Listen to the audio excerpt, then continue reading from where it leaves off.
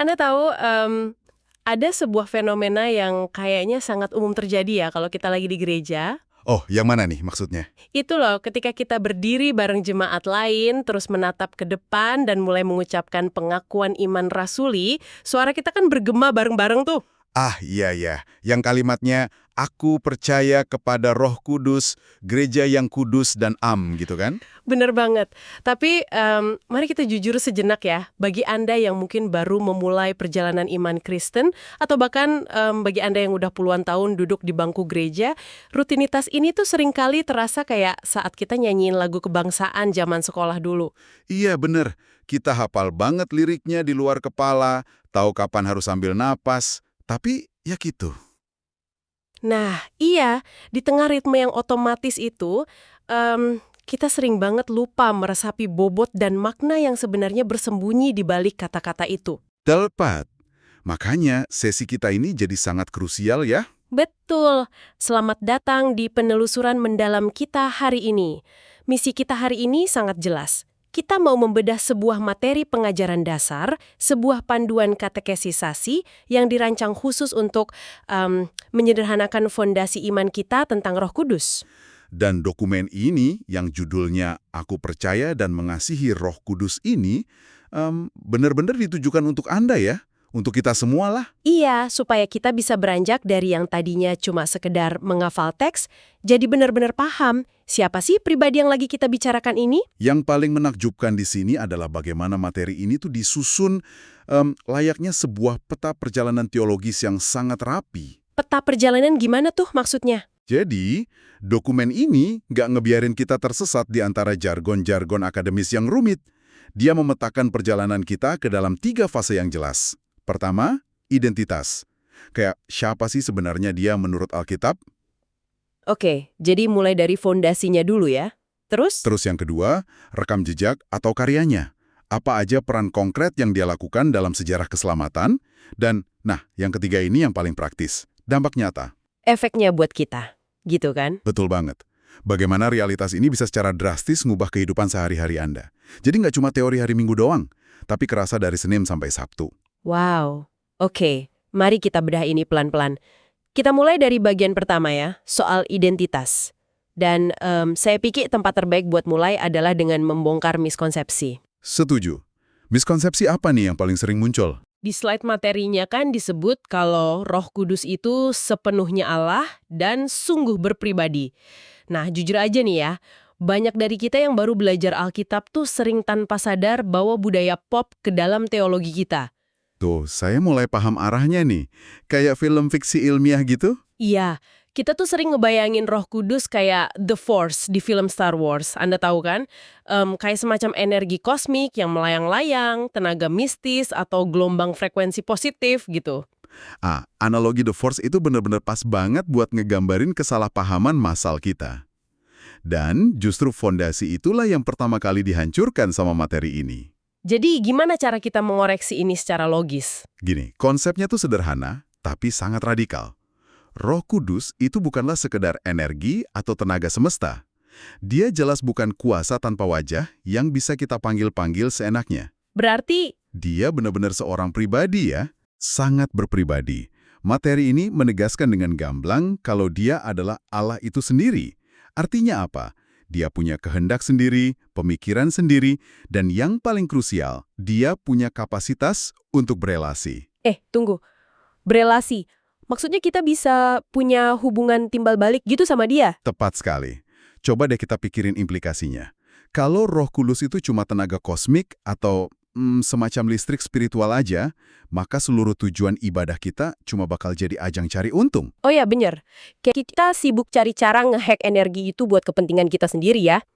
Nyari tombol saklar yang pas. Betul. Tapi karena dia adalah Allah yang berpribadi, paradigma kita harus berubah 180 derajat. Tujuan kita bukan lagi mengendalikan, tapi menundukkan diri dan ngebangun relasi. Masuk akal banget. Dan di materinya ada bukti-buktinya juga ya dari teks Alkitab. Ada, dan datanya cukup mengejutkan. Kehadirannya dicatat secara eksplisit sebanyak 101 kali loh di dalam 98 ayat Alkitab. Wow, 101 kali. Itu bukan jumlah yang sedikit. Sama sekali bukan. Dan di surat Ibrani pasal 9 ayat 14, itu dikunci banget pemahamannya. Di situ dibilang, kalau dia punya atribut ilahi yang persis sama dengan Allah Bapa, yaitu dia kudus, maha kuasa, dan kekal. Nggak berawal dan nggak berakhir ya. Ini benar-benar ngubah cara kita berinteraksi sih. Tadi Anda sebut soal kapasitas untuk berelasi, dan waktu saya baca materinya, ada satu hal yang bikin saya berhenti sejenak. Hal apa tuh? Ternyata Roh Kudus itu punya emosi. Dia dicatat bisa merasakan sesuatu. Jadi dia bukan mesin pemroses doa kita doang. Nah, itu dia. Kita bisa pakai analogi sehari-hari buat mahamin ini. Anda kan nggak bisa berbohong sama aliran listrik di rumah Anda, ya kan? Jujur apa pemarah? Tepat. Listrik nggak punya perasaan, nggak bisa dikhianati. Anda cuma bisa berbohong dan menyakiti seorang pribadi. Dan ini persis kayak dinamika di kisah Ananias dalam Kisah Para Rasul pasal 5. Oh, kisah Ananias dan Safira yang mereka bohong soal uang penjualan tanah itu ya? Benar, teks itu secara eksplisit bilang kalau mereka mendustai Roh Kudus. Anda kan nggak mungkin mendustai sebuah gelombang energi. Iya, bener juga. Dan di slide selanjutnya juga dibilang kalau dia bisa didukakan kan di Efesus pasal 4 ayat 30. Betul. Dia bisa merasakan kepedihan atas pilihan-pilihan salah yang kita buat. Terus di Markus pasal 3 disebut juga kalau dia bisa dihujat. Jadi parameter kayak bisa didustai, didukakan, dihujat, itu murni karakteristik dari sebuah pribadi yang aktif ya? Iya, pribadi yang rentan dalam berelasi sama hati kita. Jadi takeaway utama dari bagian ini tuh jelas banget. Kita nggak dipanggil buat manfaatin kuasanya, tapi untuk mengasihi pribadinya. Wah, dari mental konsumen jadi mental kekasih ya? Luar biasa. Nah, kalau dia ini pribadi yang setara dengan Allah, pertanyaan logisnya, sejak kapan dia mulai kerja di dunia ini? Coba, selama ini bayangannya gimana? Jujur aja, saya dan mungkin banyak dari Anda yang dengerin sering ngira kalau Roh Kudus tuh karakternya perjanjian baru. Kayak dia baru muncul pas momen Pentakosta, yang ada suara angin keras sama lidah api itu. Iya. Itu miskonsepsi yang sangat umum. Kita sering baca sejarah Tuhan tuh kayak nonton serial TV, yang karakternya ganti-ganti tiap musim. Iya kan? Kayak perjanjian lama itu musimnya Allah Bapa, Injil musimnya Yesus, nah sisanya musim Roh Kudus. Padahal Alkitab nggak pernah nampilin Tuhan yang terfragmentasi gitu. Kalau kita lihat gambaran besarnya, ditarik dari Kejadian pasal 1 ayat 1 sampai 3, Roh Allah itu udah melayang-layang di atas permukaan air yang gelap dan kacau. Tunggu, di penciptaan dia udah ada dan aktif. Sangat aktif. Dia hadir sebagai agen penciptaan yang bawa keteraturan dari kekosongan. Karyanya nggak pernah terputus. Sepanjang perjanjian lama, dia yang mengurapi para nabi dan raja supaya punya keberanian ekstra. Dan ada satu detail yang menurut saya sangat keren di sini. Di Keluaran 31 ayat 3 disebutin kalau Roh Kudus ngasih keahlian seni dan arsitektur buat bangun kemah suci. Buat Bezalel dan Aholiab ya. Betul. Jadi dia nggak cuma ngurus hal-hal rohani kayak khotbah doang ya. Inspirasi desain dan kerjaan teknis pun asalnya dari dia. Itu analisis yang tajam banget. Ini kayak ngehapus batas antara hal sakral dan sekuler di pekerjaan kita. Semua keahlian yang indah itu tarikan napasnya. Terus gimana nyambungnya ke Yesus? Nah, lintasan sejarah ini tuh memuncak di nubuat tentang Sang Mesias. Yesaya pasal 61 ngegambarin kalau roh Tuhan yang akan memenuhi Kristus buat misi restorasi yang radikal. Yang membebaskan tawanan dan merawat hati yang hancur itu ya? Betul. Jadi ini bukan kejadian acak, tapi satu narasi besar yang terus berkelanjutan. Oke, ini bawa kita ke pertanyaan kritis buat Anda yang lagi dengerin nih.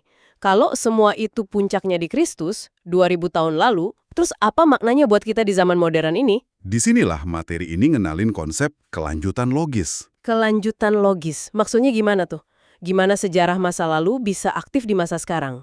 Itu fakta sejarah yang udah selesai. Sudah selesai, kata Yesus di kayu salib. Oke, fondasinya udah beres. Tapi, keselamatan itu kan harus diaplikasikan ke setiap orang dari generasi ke generasi. Disinilah kelanjutan logisnya. Pencurahan Roh Kudus itu mekanisme ilahinya. Oh, jadi dia yang ngeaplikasiin karya Yesus ke dalam hati kita sekarang. Tepat. Roh Kudus mentransplantasi karya sejarah yang objektif itu jadi pengalaman subjektif yang hidup di batin Anda hari ini.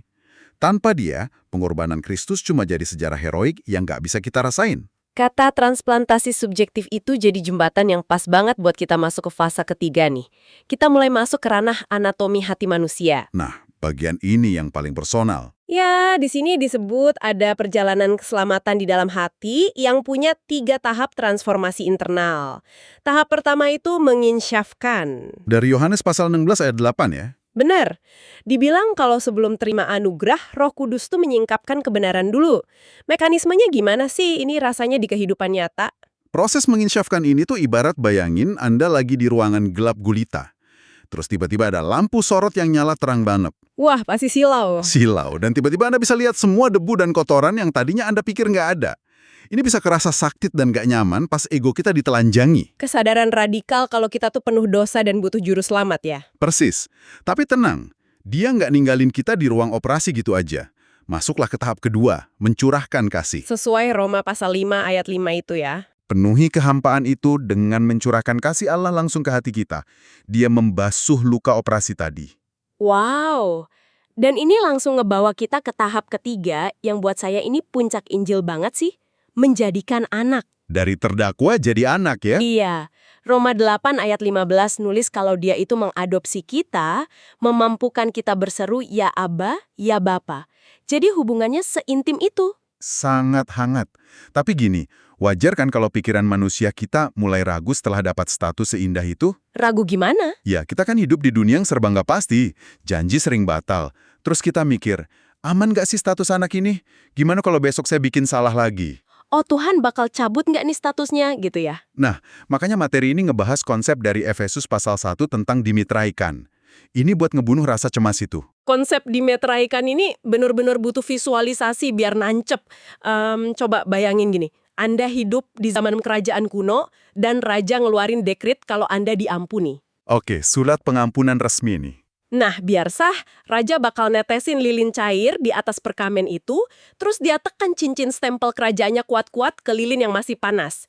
Jadilah wax seal atau cap lilin logo kerajaan. Itu metrainya ya? Betul, metra ini ngebuktiin 2 hal. Pertama, dokumen itu sah milik raja. Kedua, isinya dilindungi otoritas tertinggi, nggak ada yang berhak ngebatalin. Visualisasi yang sangat akurat. Kehadiran Roh Kudus itu ibarat cap lilin hidup Allah di diri Anda. Berarti kita sah miliknya dan terlindungi secara mutlak. Ya, tapi teks Alkitab nambahin satu lapis lagi. Selain metrai, dia juga dibilang sebagai panjar atau uang muka. Uang muka kayak beli rumah gitu. Sama persis, kalau Anda mau beli rumah idaman, Anda kan kasih down payment yang besar buat ngunci transaksi kan? Biar penjual nggak kasih ke orang lain. Biar aman transaksinya. Nah, Roh Kudus di dalam kita itu adalah uang muka dari sorga. Garansi bahwa seluruh transaksi penebusan Anda tuh udah terkunci dan nggak bakal batal. Beban keselamatannya pindah ke pundak Tuhan dong berarti. 100%. Keamanan Anda tuh bukan tergantung seberapa kuat Anda pegangan sama Tuhan, tapi pada fakta kalau metrai Tuhanlah yang megang Anda kuat-kuat. Gila sih, kalau kita tahu jaminan kita sekuat itu, pasti bakal ada perubahan drastis di kehidupan sehari-hari kita. Ini ngebawa kita ke bagian 4, diagnostik hidup. Saatnya evaluasi diri secara jujur nih buat para pendengar. Iya, di sini ada kontras antara hukum daging sama hukum roh dari Galatia 5. Hukum daging itu ibarat jalan kematian. Itu mode default atau bawaan manusia yang terpisah dari Tuhan. Cirinya tuh banyak. Percabulan, amarah yang meledak-ledak, iri hati, sampai ngejar kepentingan diri sendiri.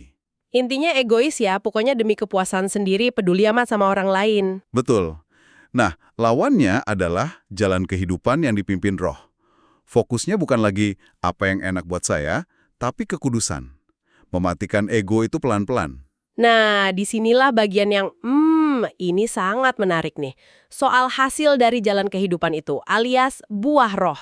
Ada kasih, sukacita, damai sejahtera, kesabaran, dan seterusnya itu ya. Iya, tapi sering banget ada miskonsepsi tata bahasa di sini yang bikin teologi kita jadi cacat. Gimana sih cara bacanya yang benar? Ini poin kritis banget. Di Galatia pasal 5 itu, kata buah yang dipakai itu tunggal atau singular, bukan jamak. Bukan buah-buah roh ya? Bukan. Paulus nggak lagi ngomongin sifat-sifat individual yang terpisah. Berarti kita nggak bisa pakai analogi swalayan long? Analogi swalayan gimana tuh maksudnya? Gini, kalau kita ngira itu jamak, Kita kan berasa kayak lagi bawa keranjang belanja di swalayan rohani. Kita bilang, Tuhan, tahun ini saya mau ambil paket kasih sama sukacita aja ya. Buat penguasaan diri, kayaknya kemahalan deh buat sifat saya yang gampang emosi. Saya skip dulu. Hahaha, iya.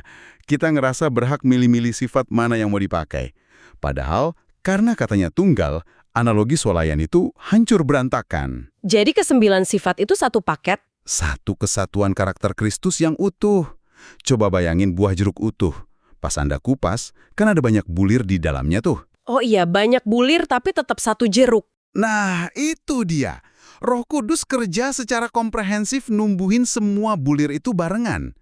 Anda nggak bisa bilang penuh Roh Kudus karena punya kasih, tapi Anda nol besar di penguasaan diri.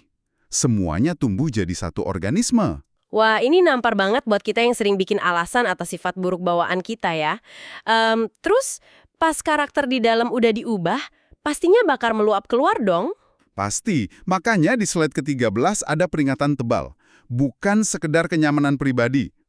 Nah, ini banyak orang Kristen datang ke Tuhan cuma cari obat penenang batin, biar tidur nyenyak, bisnis lancar. Padahal kalau Roh Kudus cuma buat bikin kita nyaman di kamar, itu pemborosan kuasa ilahi namanya. Tujuan utamanya tuh misi keluar. Sesuai Roma pasal 15 ya, memampukan kita buat bersaksi. Betul, dia ngasih kita karunia rohani supaya kita berhenti jadi konsumen yang cuma duduk manis di gereja.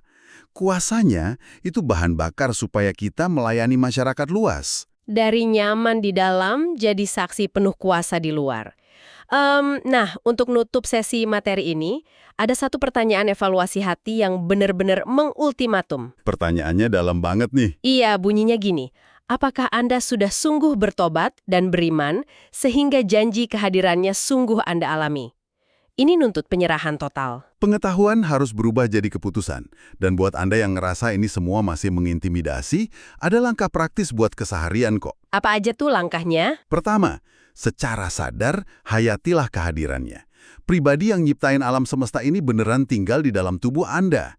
Kedua, dalam kelemahan Anda, teruslah minta bantuannya dalam doa. Jangan ngandalin kekuatan sendiri. Yang ketiga, di sini saya bacain ya. Ya Roh Kudus, penuhi hidup kami. Pimpin kami dalam kebenaran-Mu. Kuduskan hati kami agar berbuah lebat dan membawa kemuliaan bagi Kristus. Amin. Amin. Kalau kita rangkum perjalanan kita hari ini, memahami Roh Kudus tuh benar-benar ngubah kekristenan kita ya. Dari sekenar agama yang nuntut perbuatan, jadi relasi yang digerakkan oleh kasih dan kuasa dari dalam. Bener banget. Dan sebelum kita benar-benar selesai, saya mau ninggalin satu pemikiran yang agak provokatif buat Anda renungkan di rumah. Wah, apa tuh? Coba bayangin ini ya. Gereja mula-mula selama puluhan tahun tuh belum punya Alkitab Perjanjian Baru yang dicetak rapi kayak yang Anda pegang sekarang. Iya juga ya, belum ada literatur yang lengkap. Nggak ada aplikasi Alkitab, nggak ada rekaman khotbah. Nah, satu-satunya panduan mutlak mereka buat bertahan dari penganiayaan dan menyebarkan Injil adalah suara dan pimpinan Roh Kudus secara langsung. Cuma mengandalkan dia sepenuhnya. Betul.